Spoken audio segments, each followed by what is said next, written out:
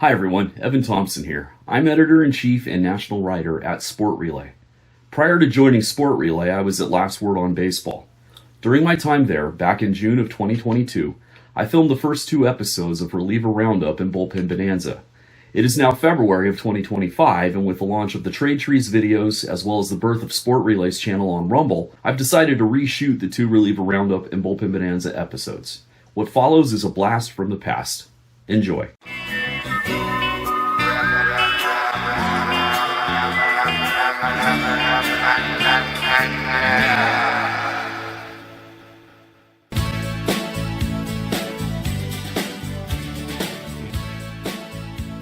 In today's episode, we're going to talk about the best way to measure late inning effectiveness of relievers, the Goose Egg. Right now, the mainstream statistic for measuring this is the save, but the save has several problems. And for middle relievers, all we have is the hold, which also has problems. Let's take a look at the qualifications for a save. First, he is the finishing pitcher in a game won by his club. 2, he is not the winning pitcher. 3, he qualifies under one of the following conditions: enters the game with a lead of no more than 3 runs and pitches for at least 1 inning, or enters the game regardless of the score with a potential tying run either on base, at bat, or on deck, or pitches at least 3 innings of effective relief.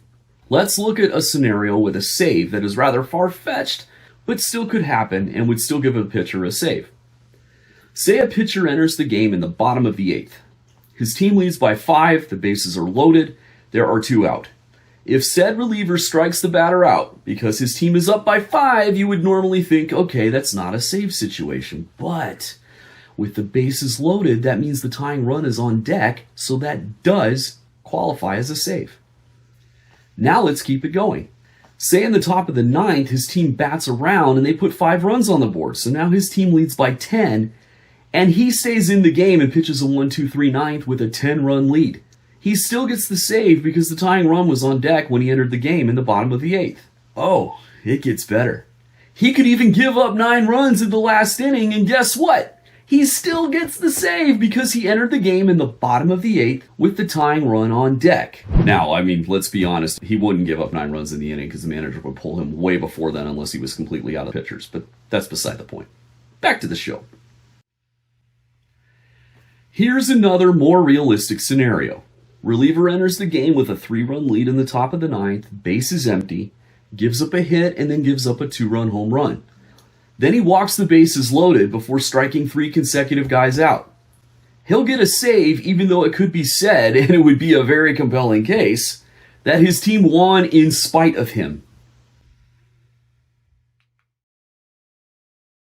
To try and give credit to middle relievers, some statisticians have created a stat called the hold. To get a hold, you have to come into the game in a save situation. It has to be a scenario where if you had finished the game, you would have received a save, but instead you were replaced. If, when you left the game, your team still had the lead, and you recorded at least 1 out, you get a hold. The problem I have with the hold is this. Let's say that you leave the game with runners on base. To you, those are called bequeathed runners. To the guy coming in, those are called inherited runners. But the fact remains that you are the one responsible for those runners. So say you leave the game bequeathing 2 runners to the next pitcher, and when you leave the game, your team is up by 1. Then the next pitcher gives up a base hit that scores both runners. Because those runs are charged to you, if your opponent's lead holds, you would get the loss. So it is possible to get a hold and a loss at the same time. I have a problem with that. The fundamental problem with the hold comes from what it actually looks at. The hold measures one thing. Did your team keep the lead while you were in the game? That's it. If you came into the game in a save situation, got at least 1 person out, and left the game, did your team still have the lead? That's all it's looking for. It doesn't take into account whether the lead was narrower when you left than it was when you entered the game. It doesn't look at whether you left a mess behind for the next pitcher. All it looks at is the score on the scoreboard. Again, I have a problem with that. The solution to the holes left by both the save and the hold lies within the goose egg. Let's look at the qualifications Nate Silver made for a goose egg. This is straight from his webpage that details the goose egg, introduces the statistic, and states the reasoning behind his creation of the goose egg. It's a wonderful read, and a link to it is in the description box below this video. Here we go. I'm going to read it word for word. A relief pitcher records a goose egg for each inning in which it's the 7th inning or later. At the time the pitcher faces his first batter of the inning, his team leads by no more than 2 runs, or the score is tied, or the tying run is on base or at bat. None of that on deck stuff, on base or at bat. No runs, earned or unearned, are charged to the pitcher in the inning. No inherited runners score while the pitcher is in the game.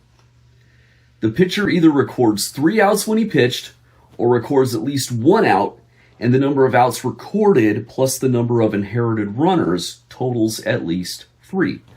So if the pitcher comes in the game with 1 out, there needs to be at least 1 runner on base. If the pitcher comes in with 2 outs, there needs to be at least 2 runners on base. So they'll either have 2 on or the bases will be loaded. Now that we've shown the criteria for a goose egg and the criteria for a save, let's show the criteria for their negative counterparts. For a blown save, it's pretty simple. If you come into the game in a situation where if you were to pitch the rest of the game and hold the lead, you would get a save, but instead you lose the lead, you get a blown save. It doesn't matter when you came in the game.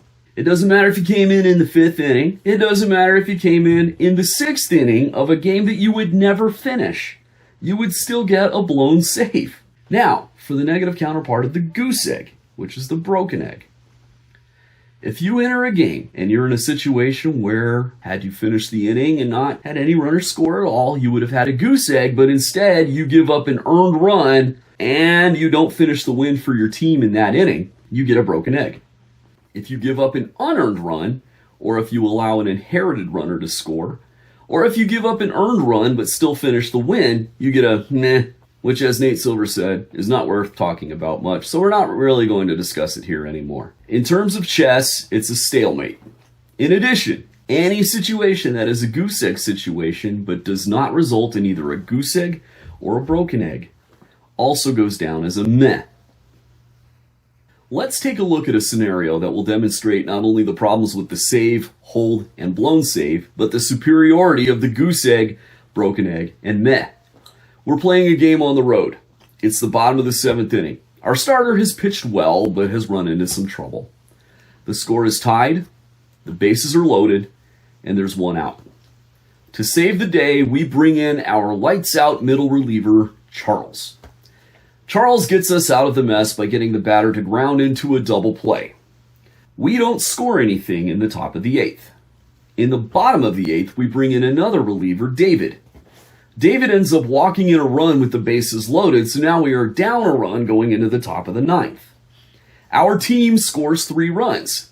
The manager brings me in now to close out the win with us leading by 2. The leadoff batter hits a solo home run. I strike the next guy out. Then the next batter keeps the team alive by hitting a single.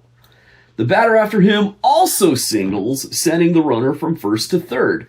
Now we have runners on the corners, 1 out, and we're only ahead by 1.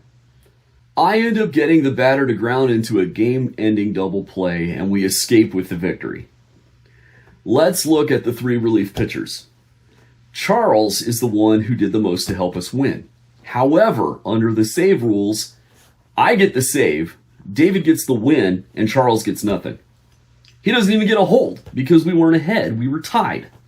Looking at win probability will further illustrate how silly all this is because Charles increased our chances of winning by 23.6 percentage points.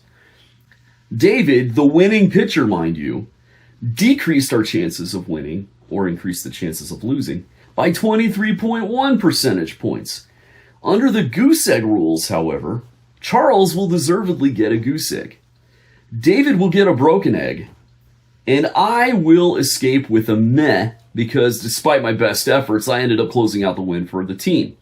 If it weren't for that, I would get a broken egg too, and deservedly so. This was part of why Nate Silver created the statistic. He wanted to give credit to middle relievers because middle relievers can only get negatives. They can only get a blown save. But there's no way to get a save because that's not their role.